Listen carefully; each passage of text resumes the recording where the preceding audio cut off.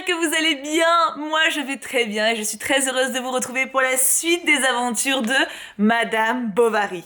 On approche lentement mais sûrement de la moitié du bouquin. Mine de rien, c'est mi une victoire, mi un... Oh mon Dieu, il reste encore beaucoup, mais j'avoue que de mon côté, je m'en lasse pas. Je suis très heureuse de partager tous ces moments avec vous. Je vous propose donc qu'on attaque avec la suite. On avait laissé Emma dans un état de détresse assez inquiétant. Léon est parti pour la grande ville. Emma se retrouve plus seule que jamais. Elle a tenté de demander de l'aide au prêtre du village, mais bon... disons que c'était un peu compliqué au niveau de la conversation. Et elle retombe dans une sorte de langueur et de tristesse quotidienne qui est assez préoccupante. Espérant une amélioration pour aujourd'hui. Chapitre 7 de la seconde partie. Le lendemain fut, pour Emma, une journée funèbre. Tout lui parut enveloppé par une atmosphère noire qui flottait confusément sur l'extérieur des choses. Et le chagrin s'engouffrait dans son âme avec des hurlements doux, comme fait le vent d'hiver dans les châteaux abandonnés. C'était cette rêverie que l'on a sur ce qui ne reviendra plus, la lassitude qui vous prend après chaque fait accompli, cette douleur enfin que vous apporte l'interruption de tout mouvement accoutumé, la cessation brusque d'une vibration prolongée. Comme au retour de la Vaubyessard, quand les quadrilles tourbillonnaient dans sa tête, elle avait une mélancolie morne, un désespoir engourdi. Léon réapparaissait plus grand, plus beau, plus suave, plus vague. Quoiqu'il fût séparé d'elle, il ne l'avait pas quittée. Il était là, et les murailles de la maison semblaient garder son ombre. Elle ne pouvait détacher sa vue de ce tapis où il avait marché, de ces meubles vides où il s'était assis. La rivière coulait toujours et poussait lentement ses petits flots le long de la berge glissante. Il s'y était promené bien des fois, à ce même murmure des ondes, sur les cailloux couverts de mousse. Oh, quel bon soleil ils avaient eu! Quelles bonnes après-midi seuls, à l'ombre dans le fond du jardin! Il lisait tout haut, tête nue, posé sur un tabouret de bâton sec. Le vent frais de la prairie faisait trembler les pages du livre et les capucines de la tonnelle. Ah, il était parti, le seul charme de sa vie, le seul espoir possible d'une félicité. Comment n'avait-elle pas saisi ce bonheur-là quand il se présentait? Pourquoi ne l'avoir pas retenu à deux mains, à deux genoux quand il voulait s'enfuir? Et elle se maudit de n'avoir pas aimé Léon, et elle eut soif de ses lèvres. L'envie la prit de courir le rejoindre, de se jeter dans ses bras, de lui dire « C'est moi, je suis à toi !» Mais Emma s'embarrassait d'avance aux difficultés de l'entreprise, et ses désirs, s'augmentant d'un regret, n'en devenaient que plus actifs. Dès lors, ce souvenir de Léon fut comme le centre de son ennui. Il y pétillait plus fort que, dans un steppe de Russie, un feu de voyageurs abandonné sur la neige. Elle se précipitait vers lui, elle se blottissait contre, elle remuait délicatement ce foyer près de s'éteindre. Elle allait chercher tout autour d'elle ce qui pouvait l'aviver davantage. Et les réminiscences les plus lointaines, comme les plus immédiates occasions, ce qu'elle éprouvait avec ce qu'elle imaginait, ses envies de volupté qui se dispersaient, ses projets de bonheur qui craquaient au vent comme des branchages morts, sa vertu stérile, ses espérances tombées, la litière domestique, elle ramassait tout, prenait tout et faisait servir tout à réchauffer sa tristesse. Cependant, les flammes s'apaisèrent, soit que la provision d'elle-même s'épuisa ou que l'entassement fut trop considérable. L'amour, peu à peu, s'éteignit par l'absence.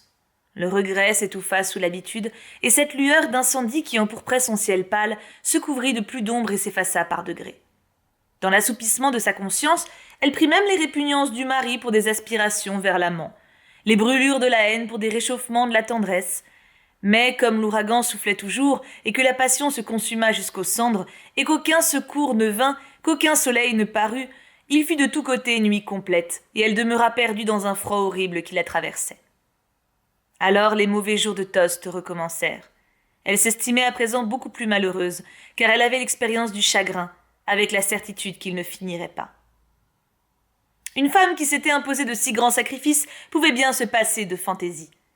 Elle s'acheta un prie-dieu gothique et elle dépensa en un mois pour 14 francs de citron à se nettoyer les ongles.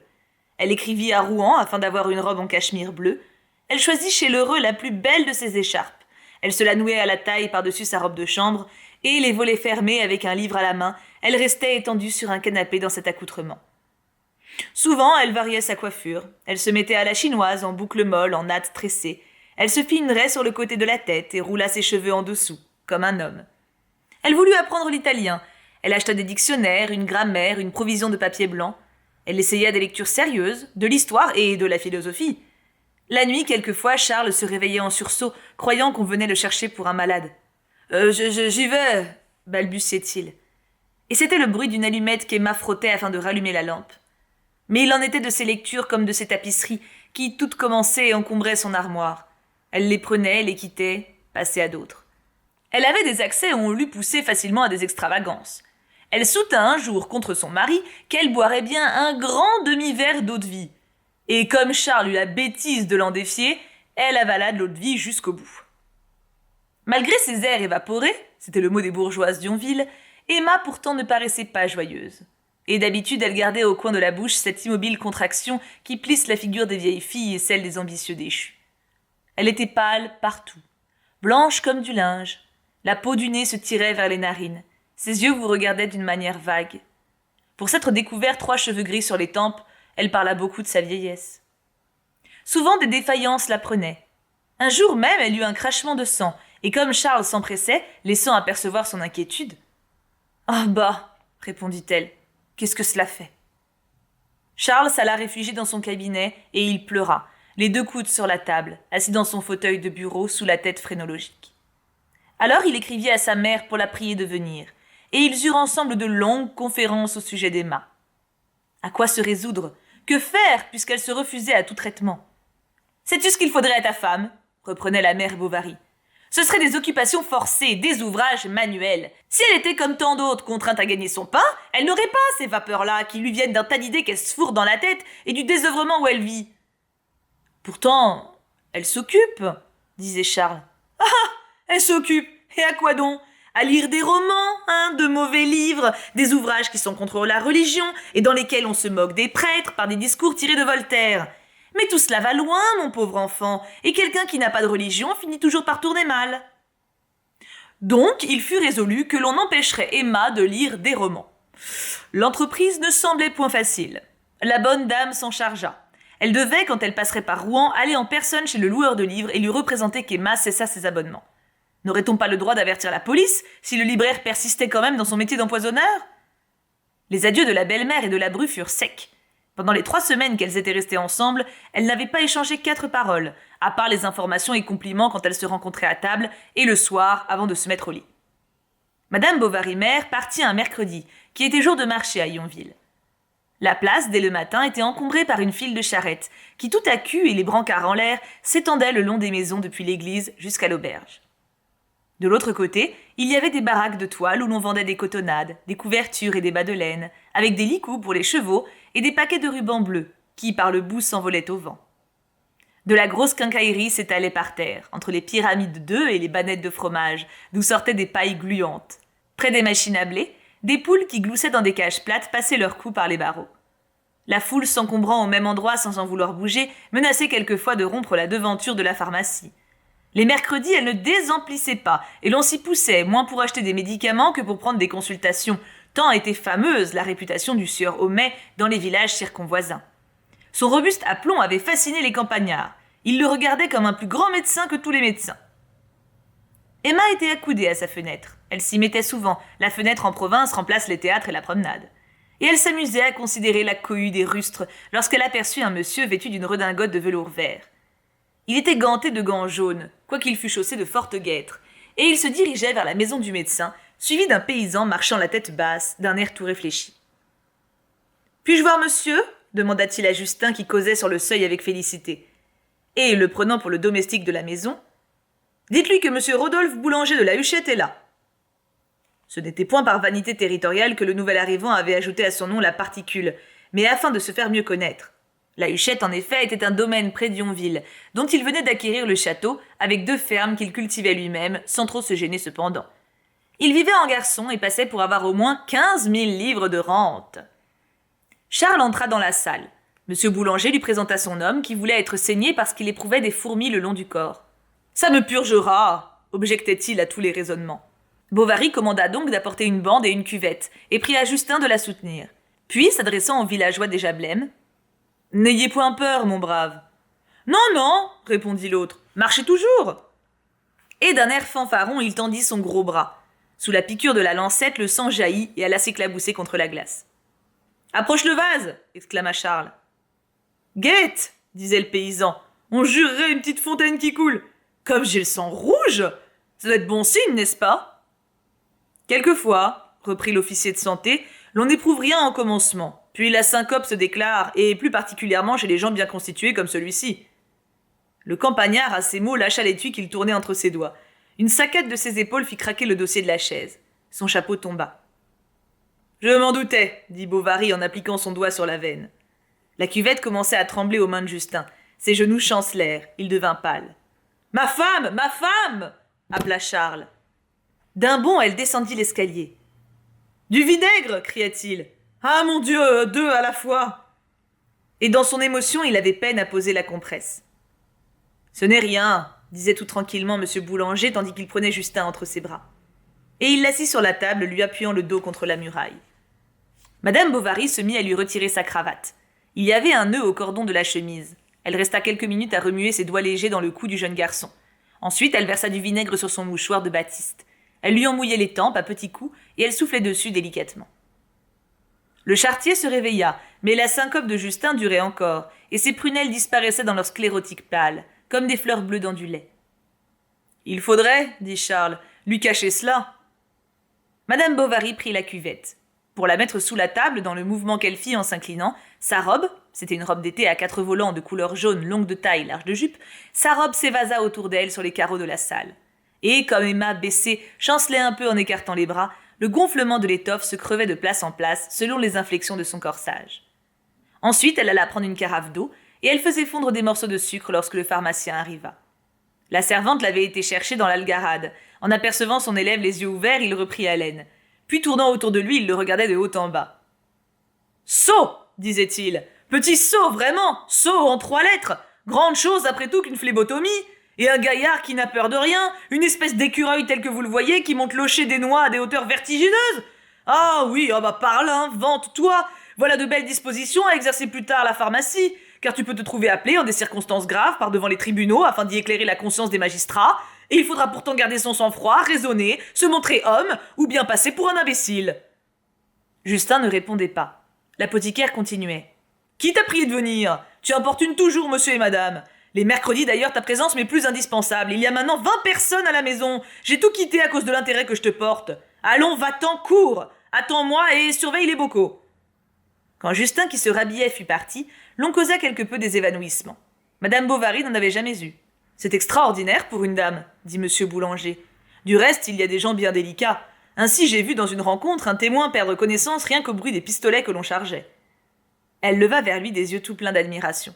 « Moi, dit l'apothicaire, la vue du sang des autres ne me fait rien du tout. Mais l'idée seulement du mien qui coule suffirait à me causer des défaillances si j'y réfléchissais trop. » Cependant, M. Boulanger congédia son domestique en l'engageant à se tranquilliser l'esprit puisque sa fantaisie était passée. « Elle m'a procuré l'avantage de votre connaissance, » ajouta-t-il. Et il regardait Emma durant cette phrase. Puis il déposa 3 francs sur le coin de la table, salua négligemment et s'en alla. Il fut bientôt de l'autre côté de la rivière. C'était son chemin pour s'en retourner à la Huchette, et Emma l'aperçut dans la prairie qui marchait sous les peupliers, se ralentissant de temps à autre comme quelqu'un qui réfléchit. « Elle est fort gentille, » se disait-il. « Elle est fort gentille, cette femme du médecin. De belles dents, les yeux noirs, le pied coquet, et de la tournure comme une Parisienne. D'où diable sort-elle ? Où l'a-t-il donc trouvé, ce gros garçon-là » Monsieur Rodolphe Boulanger avait 34 ans. Il était de tempérament brutal et d'intelligence perspicace, ayant d'ailleurs beaucoup fréquenté les femmes et s'y connaissant bien. Celle-là lui avait paru jolie. Il y rêvait donc, et à son mari. « Je le crois très bête. Elle en est fatiguée, sans doute. Il porte des ongles sales et une barbe de 3 jours. Tandis qu'il trottine assez malade, elle reste à ravauder des chaussettes et on s'ennuie.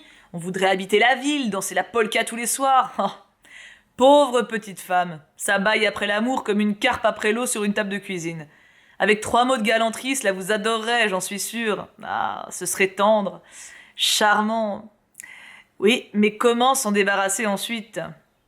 Alors les encombrements du plaisir entrevus en perspective le firent par contraste songer à sa maîtresse. C'était une comédienne de Rouen qui l'entretenait, et quand il se fut arrêté sur cette image dont il avait en souvenir même des rassasiements, « Ah, Madame Bovary, pensa-t-il, est bien plus jolie qu'elle, plus fraîche surtout. Oh, Virginie, décidément, commence à devenir trop grosse. Elle est si fastidieuse avec ses joies, et d'ailleurs, quelle manie de salicoque. » La campagne était déserte, et Rodolphe n'entendait autour de lui que le battement régulier des herbes qui fouettaient sa chaussure, avec le cri des grillons tapis au loin sous les avoines. Il revoyait Emma dans la salle, habillée comme il l'avait vue, et il la déshabillait. « Oh, je l'aurais !» s'écria-t-il en écrasant d'un coup de bâton une motte de terre devant lui. Et aussitôt il examina la partie politique de l'entreprise. Il se demandait « Où se rencontrer ? Par quels moyens ? On aura continuellement le marmot sur les épaules, et la bonne, les voisins, le mari, toutes sortes de tracasseries considérables. Ah bah, dit-il, on y perd trop de temps. » Puis il recommença. « Mais c'est qu'elle a des yeux qui vous entrent au cœur comme des vrilles, hein, et ce teint pâle, moi qui adore les femmes pâles. » Au haut de la côte d'Argueil, sa résolution était prise. Il n'y a plus qu'à chercher les occasions. Eh ben, j'y passerai quelques fois, je leur enverrai du gibier, de la volaille, je me ferai saigner s'il le faut. Nous deviendrons amis, je les inviterai chez moi. Ah, parbleu, ajouta-t-il. Voilà les comices bientôt. Elle y sera, je la verrai. Nous commencerons et hardiment, car c'est le plus sûr. Fin du chapitre. Ah, ça me brise le cœur pour elle. Je me rappelais pas, parce que je me souvenais qu'elle avait deux gars en mode interaction. Il y avait Léon, mais qui au final était très mignon, genre dans son genre. Tu vois, justement, il osait pas, il l'a considéré comme très digne, etc. Mais là, je me souvenais pas du tout de Rodolphe. Et enfin, je me rappelais pas qu'il s'appelait Rodolphe, et je me souvenais pas que c'était à ce point malsain. Ah, purée, j'aimerais trop qu'elle arrive à dézoomer sur son comportement. J'ai peu d'espoir, vu sa situation. Mais c'est vrai que je me rappelais surtout des deux prétendants, mais je me rappelle pas des détails. Donc, peut-être qu'elle va tenir. On enchaîne en tout cas avec le chapitre 8. Ils arrivèrent en effet, ces fameux comices. Dès le matin de la solennité, tous les habitants sur leurs portes s'entretenaient des préparatifs. On avait enguirlandé de lierre le fronton de la mairie. Une tente dans un pré était dressée pour le festin. Et au milieu de la place, devant l'église, une espèce de bombarde devait signaler l'arrivée de monsieur le préfet. Et le nom des cultivateurs lauréats. La garde nationale de Buchy, il n'y en avait point à Yonville, était venue s'adjoindre au corps des pompiers, dont Binet était le capitaine. Il portait ce jour-là un col encore plus haut que de coutume, et sanglé dans sa tunique, il avait le buste si roide et immobile que toute la partie vitale de sa personne semblait être descendue dans ses deux jambes, qui se levaient en cadence à pas marqués d'un seul mouvement. Comme une rivalité subsistait entre le percepteur et le colonel, l'un et l'autre, pour montrer leur talent, faisaient à part manœuvrer leurs hommes. On voyait alternativement passer et repasser les épaulettes rouges et les plastrons noirs. Cela ne finissait pas et toujours recommençait. Jamais il n'y avait eu pareil déploiement de pompe. Plusieurs bourgeois, dès la veille, avaient lavé leur maison. Des drapeaux tricolores pendaient aux fenêtres entr'ouvertes. Tous les cabarets étaient pleins, et par le beau temps qu'il faisait, les bonnets empesés, les croix d'or et les fichus de couleur paraissaient plus blancs que neige, miroitaient au soleil clair et relevaient de leur bigarrure éparpillée la sombre monotonie des redingotes et des bourgerons bleus. Les fermières des environs retiraient, en descendant de cheval, la grosse épingle qui leur serrait autour du corps leurs robes retroussées de peur des taches. Et les maris, au contraire, afin de ménager leurs chapeaux, gardaient par-dessus des mouchoirs de poche dont ils tenaient un angle entre les dents. La foule arrivait dans la grande rue par les deux bouts du village. Il s'en dégorgeait des ruelles, des allées, des maisons, et l'on entendait de temps à autre retomber le marteau des portes derrière les bourgeoises en gants de fil qui sortaient pour aller voir la fête. Ce que l'on admirait surtout, c'était deux longs ifs couverts de lampions qui flanquaient une estrade où allaient tenir les autorités. Et il y avait de plus, contre les 4 colonnes de la mairie, 4 manières de Gaulle, portant chacune un petit étendard de toile verdâtre, enrichi d'inscriptions en lettres d'or. On lisait sur l'un « au commerce », sur l'autre « à l'agriculture », sur le troisième « à l'industrie » et sur le quatrième « aux beaux-arts ». Mais la jubilation qui épanouissait tous les visages paraissait assombrir Madame Lefrançois, l'aubergiste. Debout sur les marches de sa cuisine, elle murmurait dans son menton. « Quelle bêtise avec leur baraque de toile. Croient-ils que le préfet serait bien aise de dîner là-bas, dans une tente, comme un saltimbanque? Ils appellent ces embarras-là faire le bien du pays. C'était pas la peine alors d'aller chercher un gargotier à Neuchâtel. Et pour qui? Pour des vachers? Des va-nu-pieds? L'apothicaire passa. Il portait un habit noir, un pantalon de nankin, des souliers de castor, et par extraordinaire, un chapeau bas de forme. « Serviteur, dit-il, excusez-moi, je suis pressé. » Et comme la grosse veuve lui demanda où il allait, « Cela vous semble drôle, n'est-ce pas? Moi qui reste toujours plus confiné dans mon laboratoire que le rat du bonhomme dans son fromage. »« Quel fromage ?» fit l'aubergiste. « Non, ce n'est rien, reprit Homais. Je voulais vous exprimer seulement, Madame Lefrançois, que je demeure d'habitude tout reclus chez moi. Aujourd'hui, cependant, vu la circonstance, il faut bien que... Ah! Vous allez là-bas? Dit-elle avec un air de dédain. Oui, j'y vais, répliqua l'apothicaire étonné. Ne fais-je point partie de la commission consultative? La mère Lefrançois le considéra quelques minutes et finit par répondre en souriant. Ah, bon, c'est autre chose. Mais qu'est-ce que la culture vous regarde? Vous vous y entendez donc? Mais certainement, je m'y entends puisque je suis pharmacien, c'est-à-dire chimiste. Et la chimie, Madame Lefrançois, ayant pour objet la connaissance de l'action réciproque et moléculaire de tous les corps de la nature, il s'ensuit que l'agriculture se trouve comprise dans mon domaine. Et en effet, composition des engrais, fermentation des liquides, analyse des gaz et influence des miasmes, qu'est-ce que tout cela, je vous le demande, si ce n'est de la chimie pure et simple? L'aubergiste ne répondit rien. Homais continua. Croyez-vous qu'il faille, pour être agronome, avoir soi-même labouré la terre ou engraissé des volailles? Mais il faut connaître plutôt la constitution des substances dont il s'agit, les gisements géologiques, les actions atmosphériques, la qualité des terrains, des minéraux, des eaux, la densité des différents corps et leur capillarité, oh que sais-je? Et il faut posséder à fond tous ces principes d'hygiène pour diriger, critiquer la construction des bâtiments, le régime des animaux, l'alimentation des domestiques. Il faut encore, Madame Lefrançois, posséder la botanique, pouvoir discerner les plantes, entendez-vous? Quelles sont les salutaires d'avec les délétères, quelles les improductives et quelles les nutritives, s'il est bon de les arracher par-ci et de les ressemer par-là, de propager les unes, de détruire les autres, bref... Il faut se tenir au courant de la science par les brochures et papiers publics, être toujours en haleine, afin d'indiquer les améliorations. L'aubergiste ne quittait point des yeux la porte du café français. Et le pharmacien poursuivit.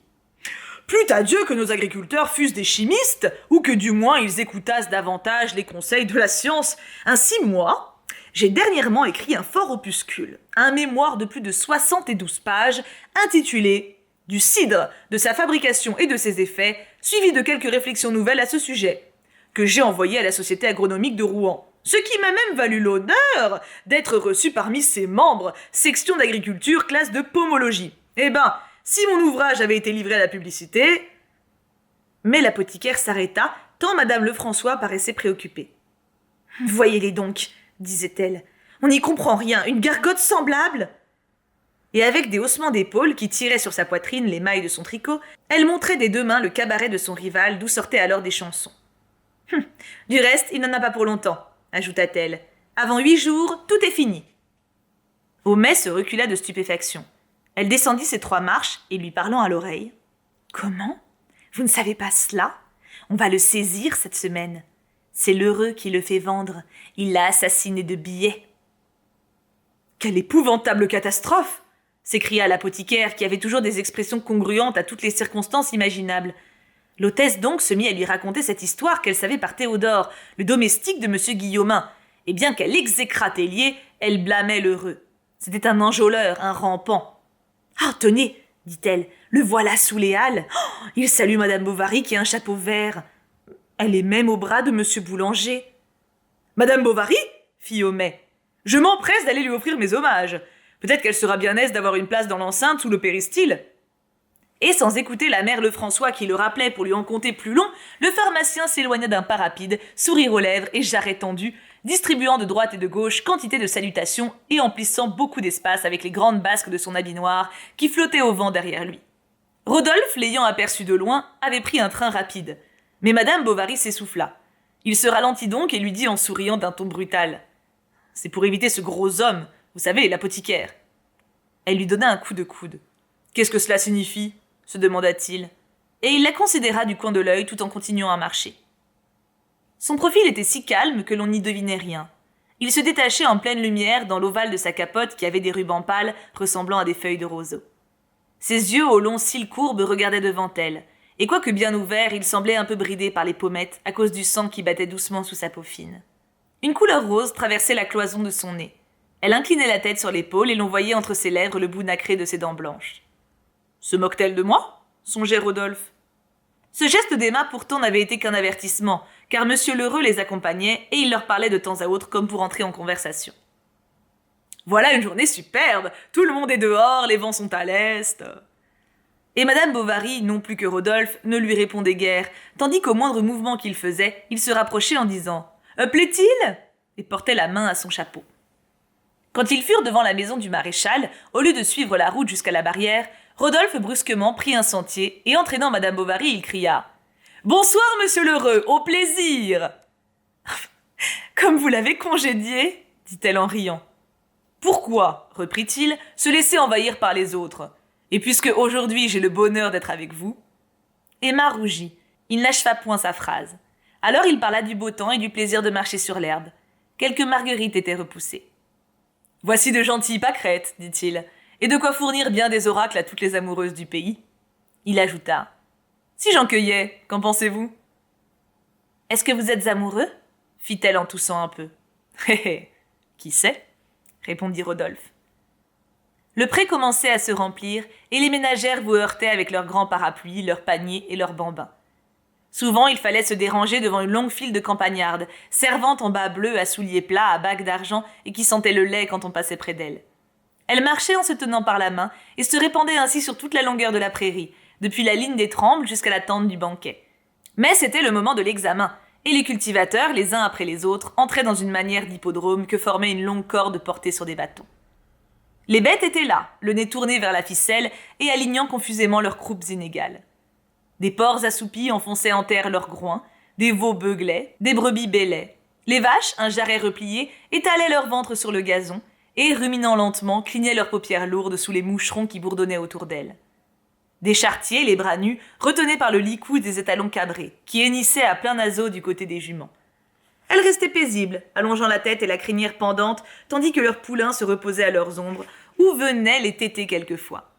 Et sur la longue ondulation de tous ces corps tassés, on voyait se lever au vent comme un flot, quelques crinières blanches, ou bien saillir des cornes aigus et des têtes d'hommes qui couraient.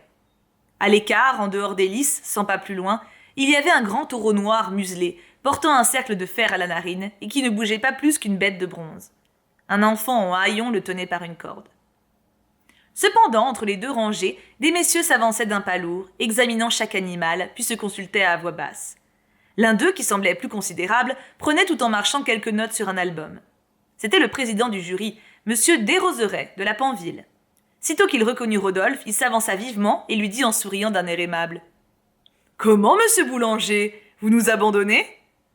Rodolphe protesta qu'il allait venir, mais quand le président eut disparu, « Ma foi non, reprit-il, je n'irai pas. Votre compagnie vaut bien la sienne. » Et tout en se moquant des comices, Rodolphe, pour circuler plus à l'aise, montrait aux gendarmes sa pancarte bleue. Et même il s'arrêtait parfois devant quelques beaux sujets que Madame Bovary n'admirait guère. Il s'en aperçut, et alors se mit à faire des plaisanteries sur les dames d'Yonville à propos de leur toilette. Puis il s'excusa lui-même du négligé de la sienne. Elle avait cette incohérence de choses communes et recherchées, où le vulgaire, d'habitude, croit entrevoir la révélation d'une existence excentrique, les désordres du sentiment, les tyrannies de l'art, et toujours un certain mépris des conventions sociales, ce qui le séduit ou l'exaspère. Ainsi, sa chemise de batiste à manchettes plissées bouffait au hasard du vent dans l'ouverture de son gilet, qui était de coutil gris, et son pantalon à larges raies découvrait aux chevilles ses bottines de nankin claquées de cuir verni. Elles étaient si vernies que l'herbe s'y reflétait.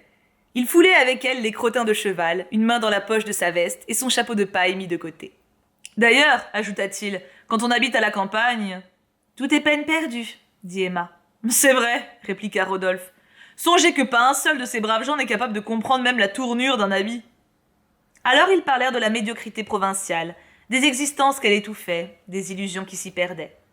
« Aussi, disait Rodolphe, je m'enfonce dans une tristesse. »« Vous ?» fit-elle avec étonnement. « Mais je vous croyais très gai. »« Ah oui, oui, d'apparence, parce qu'au milieu du monde, je sais mettre sur mon visage un masque railleur.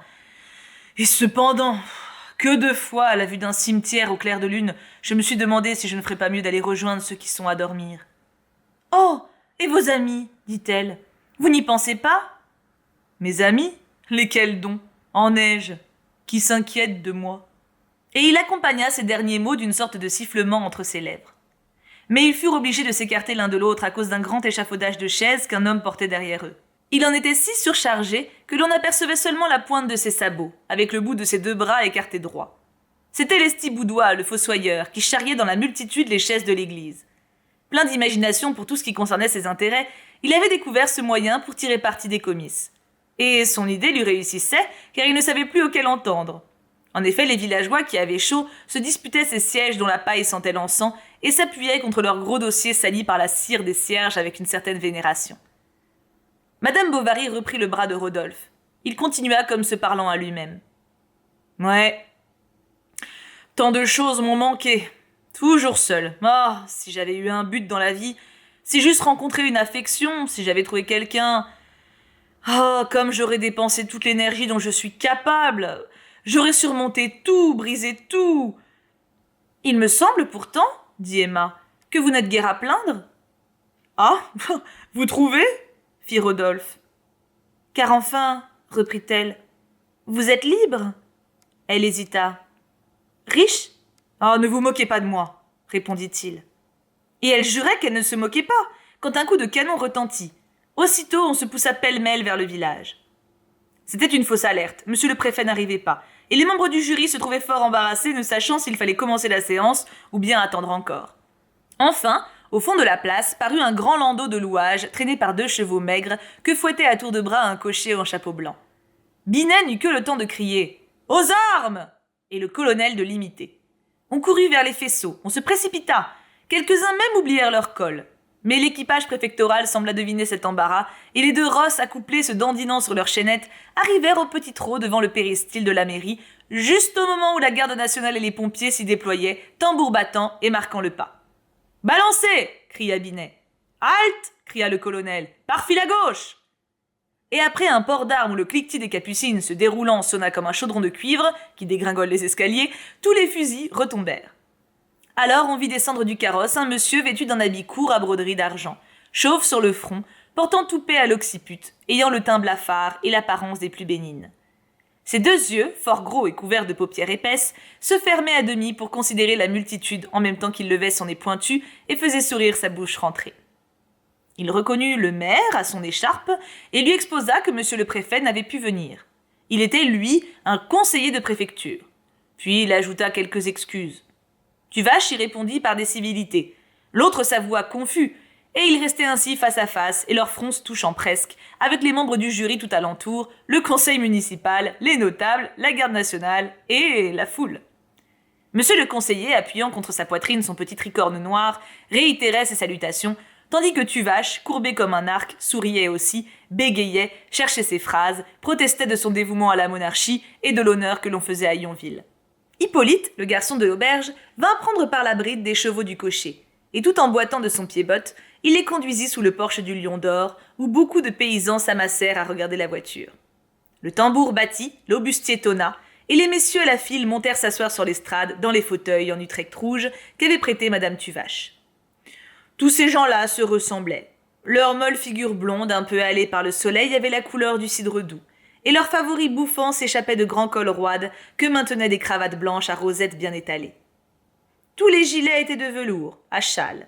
Toutes les montres portaient au bout d'un long ruban quelques cachets ovales en cornaline. Et l'on appuyait ses 2 mains sur ses 2 cuisses, en écartant avec soin la fourche du pantalon dont le drap non décati reluisait plus brillamment que le cuir des fortes bottes. Les dames de la société se tenaient derrière, sous le vestibule, entre les colonnes, tandis que le commun de la foule était en face, debout, ou bien assis sur des chaises. En effet, l'Estiboudois avait apporté là toutes celles qu'il avait déménagées de la prairie, et même il courait à chaque minute en chercher d'autres dans l'église, et causait un tel encombrement par son commerce que l'on avait grand-peine à parvenir jusqu'au petit escalier de l'estrade. « Moi je trouve, dit monsieur Lheureux, s'adressant au pharmacien qui passait pour gagner sa place, que l'on aurait dû planter là 2 mâts vénitiens. Avec quelque chose d'un peu sévère et de riche comme nouveauté, c'eût été un fort joli coup d'œil. » « Certes, répondit Homais, mais que voulez-vous, c'est le maire qui a tout pris sous son bonnet, il n'a pas grand goût ce pauvre Tuvache, et il est même complètement dénué de ce qui s'appelle le génie des arts. » Cependant, Rodolphe avec madame Bovary était monté au premier étage de la mairie, dans la salle des délibérations. Et, comme elle était vide, il avait déclaré que l'on y serait bien pour jouir du spectacle plus à son aise. Il prit 3 tabourets autour de la table ovale, sous le buste du monarque, et les ayant approchés de l'une des fenêtres, ils s'assirent l'un près de l'autre. Il y eut une agitation sur l'estrade, de longs chuchotements, des pourparlers. Enfin, monsieur le conseiller se leva. On savait maintenant qu'il s'appelait Lieuvin, et l'on se répétait son nom de l'un à l'autre dans la foule. Quand il eut donc collationné quelques feuilles et appliqué dessus son œil pour mieux voir, il commença. « Messieurs, qu'il me soit permis d'abord, avant de vous entretenir de l'objet de cette réunion d'aujourd'hui, et ce sentiment, j'en suis sûr, sera partagé par vous tous, qu'il me soit permis, dis-je, de rendre justice à l'administration supérieure, au gouvernement, aux monarques, messieurs, à notre souverain, ce roi bien-aimé, à qui aucune branche de la prospérité publique ou particulière n'est indifférente, et qui dirige à la fois d'une main si ferme et si sage le char de l'État parmi les périls incessants d'une mer orageuse, sachant d'ailleurs faire respecter la paix comme la guerre, l'industrie, le commerce, l'agriculture et les beaux-arts. »« Je devrais, dit Rodolphe, me reculer un peu. »« Pourquoi ?» dit Emma.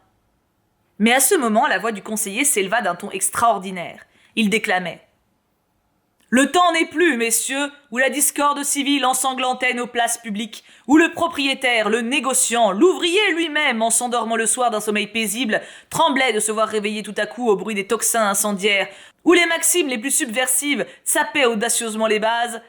C'est qu'on pourrait, reprit Rodolphe, m'apercevoir d'en bas, puis j'en aurais pour 15 jours à donner des excuses, et avec ma mauvaise réputation...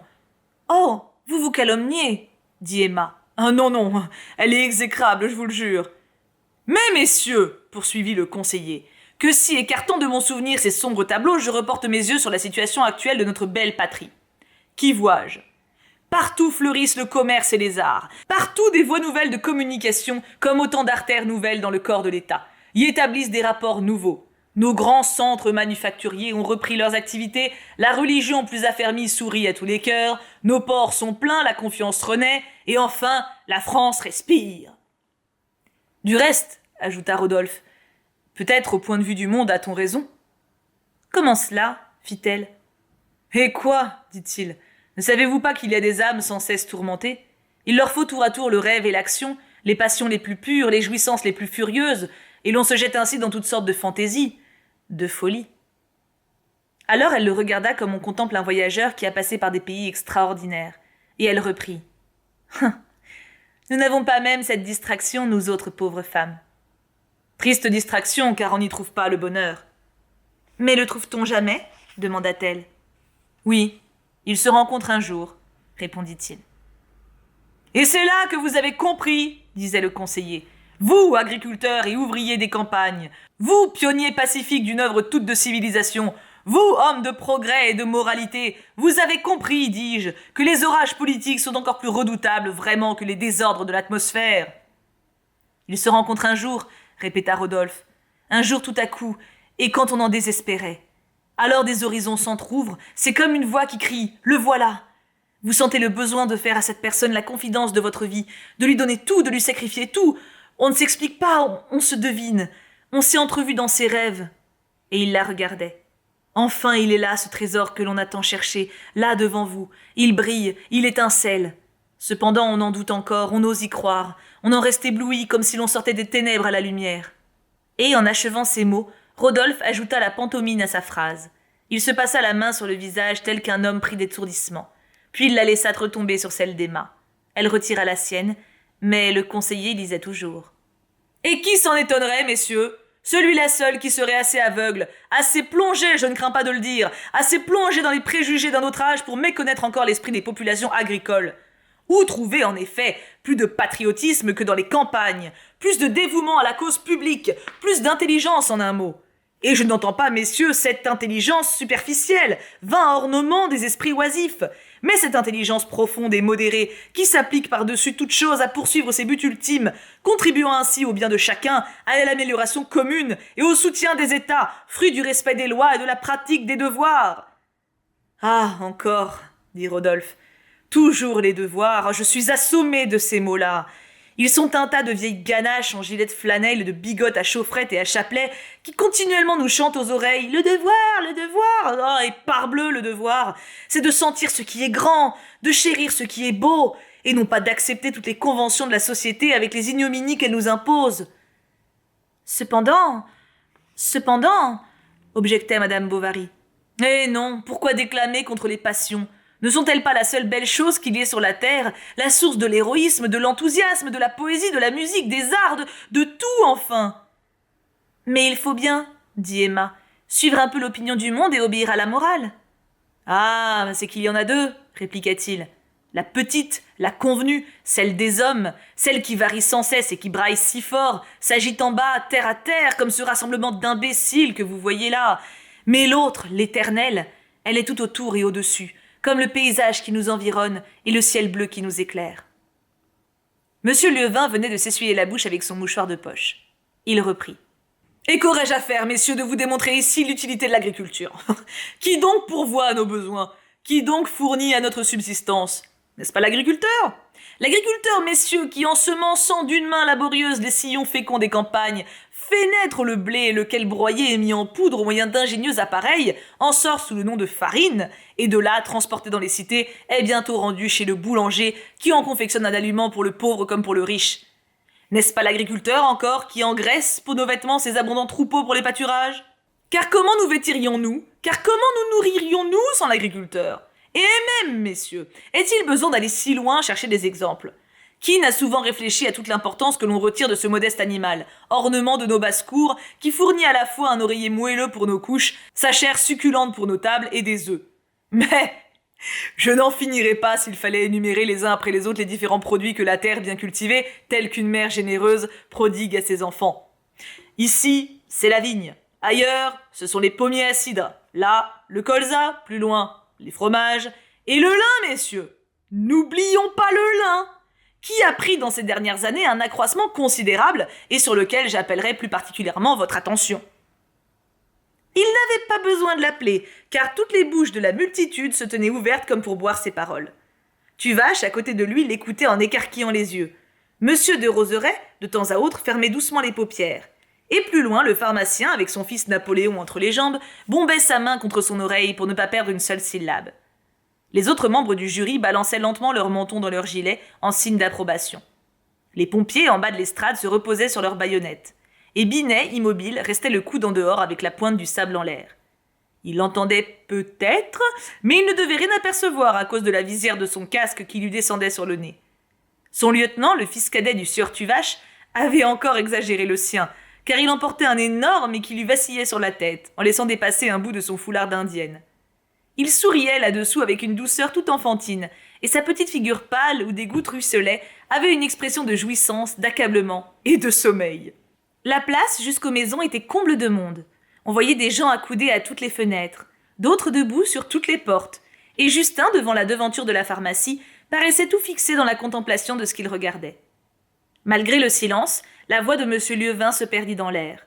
Elle vous arrivait par lambeaux de phrases qu'interrompait çà et là le bruit des chaises dans la foule. Puis on entendait tout à coup partir derrière soi un long mugissement de bœufs, ou bien les bêlements des agneaux qui se répondaient au coin des rues. En effet, les vachers et les bergers avaient poussé leurs bêtes jusque-là, et elles beuglaient de temps à autre tout en arrachant avec leur langue quelques bribes de feuillage qui leur pendaient sur le museau. Rodolphe s'était rapproché d'Emma, et il disait d'une voix basse en parlant vite. « Est-ce que cette conjuration du monde ne vous révolte pas? Est-il un seul sentiment qui le condamne? Les instincts les plus nobles, les sympathies les plus pures sont persécutés, calomniés, et s'il se rencontre enfin deux pauvres âmes, tout est organisé pour qu'elles ne puissent se joindre. Elles essaieront cependant, elles battront des ailes, elles s'appelleront.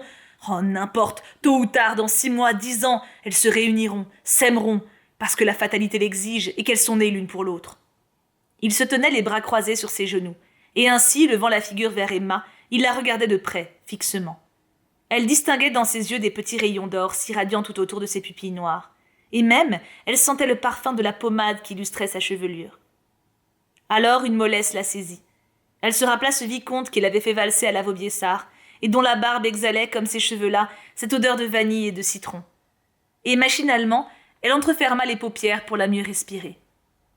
Mais dans ce geste qu'elle fit en se cambrant sur sa chaise, elle aperçut au loin, tout au fond de l'horizon, la vieille diligence, l'hirondelle, qui descendait lentement la côte d'Aileu, en traînant après soi un long panache de poussière.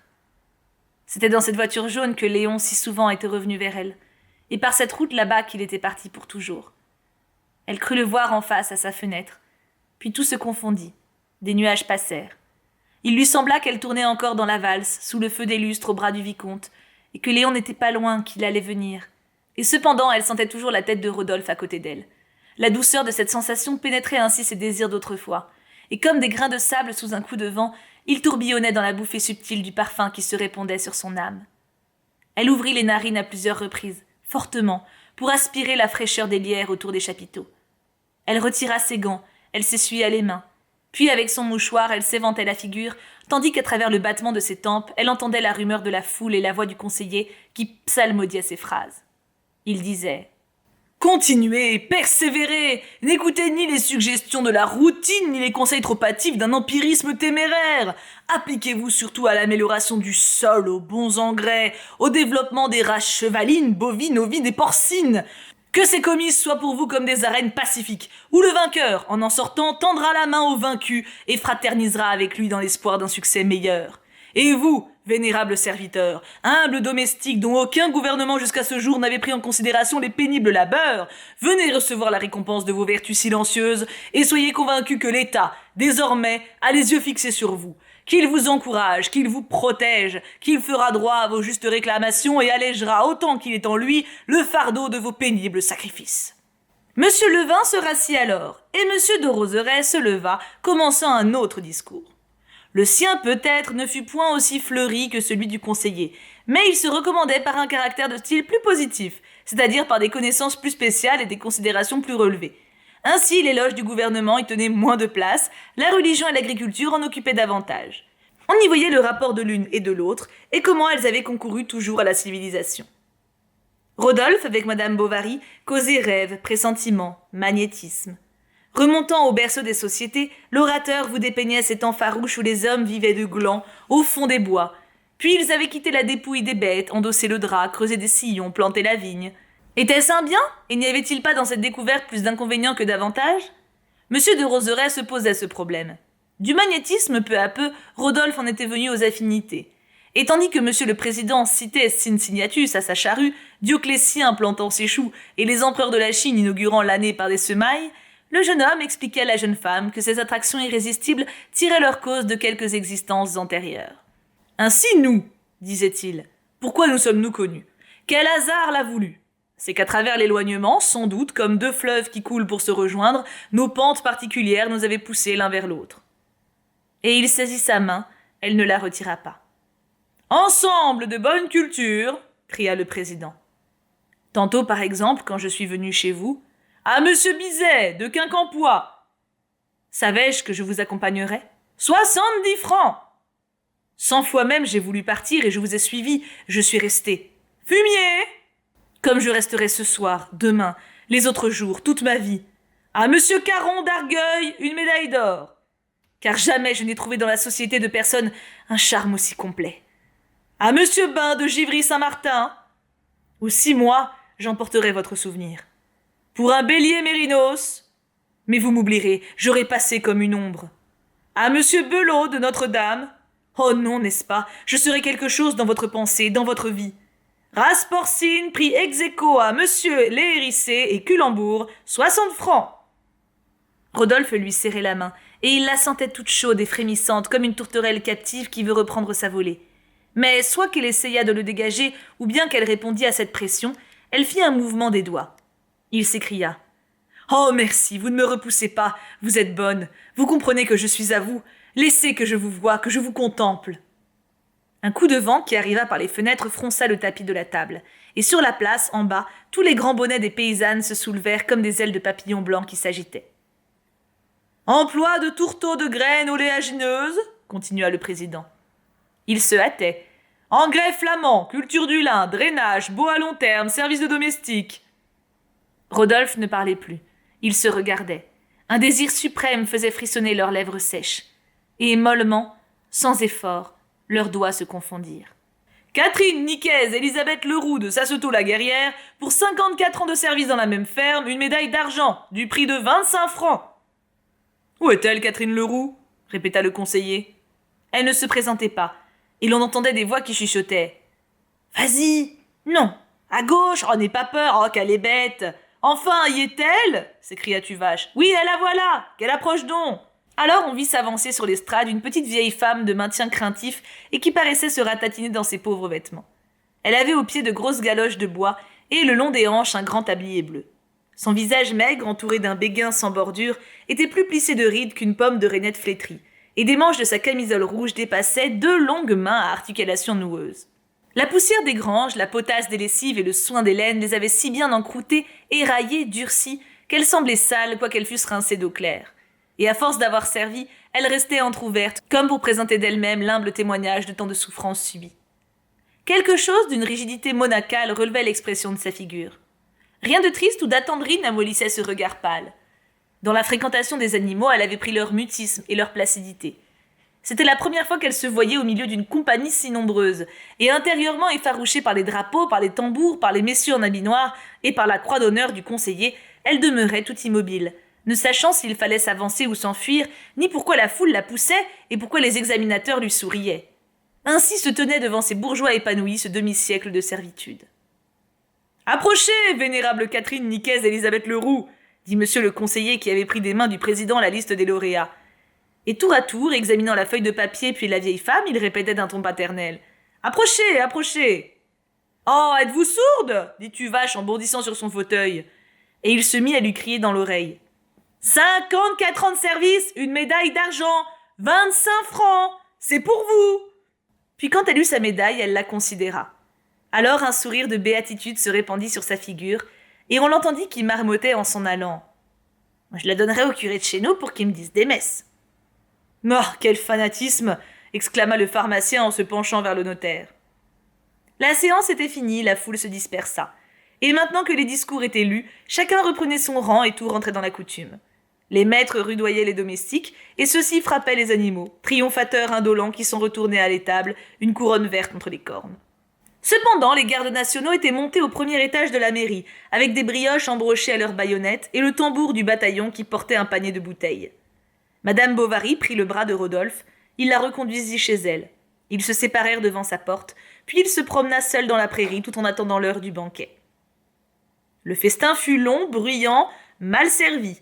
On en était si tassé que l'on avait peine à remuer les coudes, et les planches étroites qui servaient de banc faillirent se rompre sous le poids des convives. Ils mangeaient abondamment, chacun s'en donnait pour sa quote-part. La sueur coulait sur tous les fronts, et une vapeur blanchâtre comme la buée d'un fleuve par un matin d'automne flottait au-dessus de la table entre les quinquets suspendus. Rodolphe, le dos appuyé contre le calicot de la tente, pensait si fort à Emma qu'il n'entendait rien. Derrière lui, sur le gazon, des domestiques empilaient des assiettes sales. Ses voisins parlaient, il ne leur répondait pas. On lui emplissait son verre et un silence s'établissait dans sa pensée, malgré les accroissements de la rumeur. Il rêvait à ce qu'elle avait dit, et à la forme de ses lèvres. Sa figure, comme en un miroir magique, brillait sur la plaque des shakos. Les plis de sa robe descendaient le long des murs, et des journées d'amour se déroulaient à l'infini dans les perspectives de l'avenir. Il la revit le soir pendant le feu d'artifice, mais elle était avec son mari, Madame Homais et le pharmacien, lequel se tourmentait beaucoup sur le danger des fusées perdues. Et à chaque moment, il quittait la compagnie pour aller faire à Binet des recommandations. Cependant, les pièces pyrotechniques envoyées à l'adresse du sieur Tuvache avaient, par excès de précaution, été enfermées dans sa cave. Aussi, la poudre humide ne s'enflammait guère, et le morceau principal qui devait figurer un dragon se mordant la queue rata complètement. De temps à autre, il portait une pauvre chandelle romaine. Alors la foule béante poussait une clameur où se mêlait le cri des femmes à qui l'on chatouillait la taille pendant l'obscurité. Emma, silencieuse, se blottissait doucement contre l'épaule de Charles. Puis, le menton levé, elle suivait dans le ciel noir le jet lumineux des fusées. Rodolphe la contemplait à la lueur des lampions qui brûlaient. Ils s'éteignirent peu à peu. Les étoiles s'allumèrent. Quelques gouttes de pluie vinrent à tomber. Elle noua son fichu sur sa tête nue. À ce moment, le fiacre du conseiller sortit de l'auberge. Son cocher, qui était ivre, s'assoupit tout à coup, et l'on apercevait de loin, par-dessus la capote, entre les deux lanternes, la masse de son corps qui se balançait de droite et de gauche, selon le tangage des soupentes. « En vérité, dit l'apothicaire, on devrait bien sévir contre l'ivresse. Je voudrais que l'on inscrivît hebdomadairement à la porte de la mairie sur un tableau ad hoc les noms de tous ceux qui, durant la semaine, se seraient intoxiqués avec des alcools. D'ailleurs, sous le rapport de la statistique, on aurait là comme des annales patentes qu'on irait au besoin... Mais excusez. » Et il courut encore vers le capitaine. Celui-ci rentrait à sa maison, il allait revoir son tour.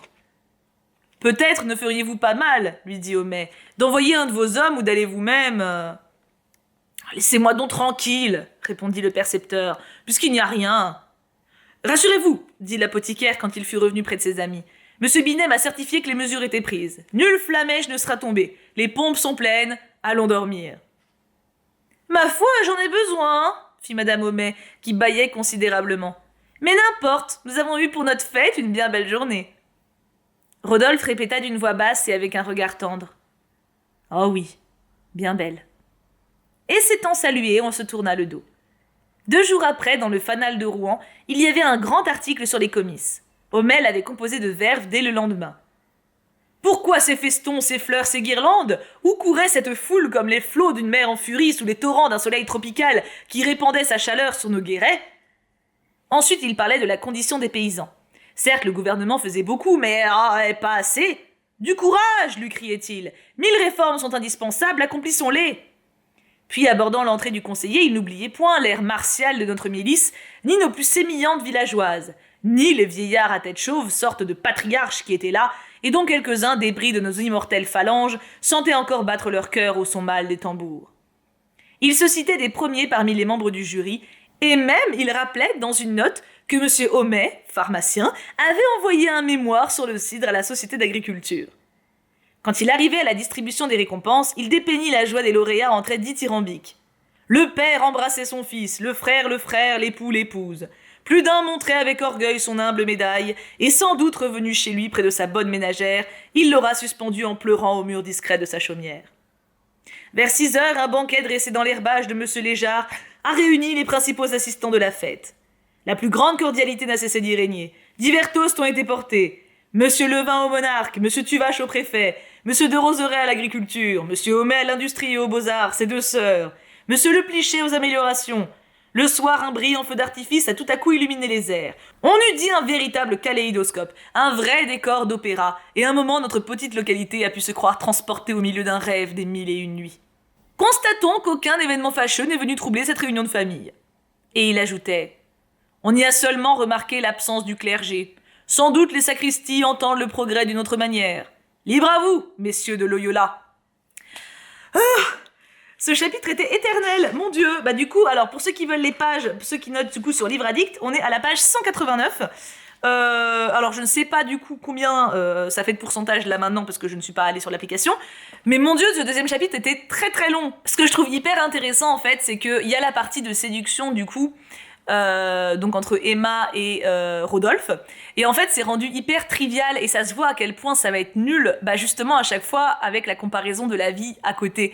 Genre là par exemple Rodolphe il sort ses grandes phrases genre nous sommes d'Amaham et puis à côté t'as l'autre qui fait et pour le cochon. Tu vois vachement la différence en fait. Tu vois que, encore une fois, il y a cette envie de la part d'Emma, en tout cas, de vivre quelque chose d'intense et de beau et de fort, mais que la réalité la rattrape. Et je pense que là, en plus, par rapport à Léon, on sent que c'est d'autant moins sincère.